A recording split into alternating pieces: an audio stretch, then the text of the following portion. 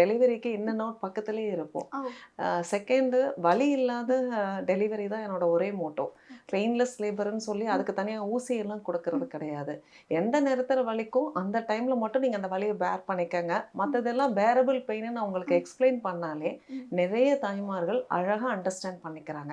So அவங்க expect பண்ணிட்டு வர்ற அளவுக்கு மலையளவு பெயின் இல்லை, நார்மலான ஒரு பேரபிள் பெயின் தான், நார்மல் டெலிவரி ரொம்ப ஈஸிலி பாசிபிள் அப்படின்றத அவங்க உணரும் போது அவங்களையும் மீறி அவங்க என்னை பார்த்து கவலைப்படுறாங்க. நீங்கள் சாப்பிட்டீங்களான்னு கேட்குறாங்க. டெலிவரி முடிஞ்ச கையோட நீங்கள் ஒரு அம்மா எனக்கு கிஸ் பண்ணுறதை மட்டும்தான் நீங்கள் சொல்கிறீங்க. ஒருத்தவங்க இன்னும் ஒரு ஸ்டெப் போய் நான் காஃபி உங்களுக்கு வாங்கிட்டு வர சொல்லட்டுமா அப்படின்றாங்க. என் தலையை கிரகிறேன்னு சுத்தம். உங்களுக்கு தான்மா காஃபி வேணும், உங்களுக்கு என்ன வேணும், டீயா காஃபியா தண்ணியா அப்படின்னு நான் கேட்டுட்டு இருப்பேன். ஸோ ஜஸ்ட் அவங்களை எஜுகேட் பண்ணால் போதும்.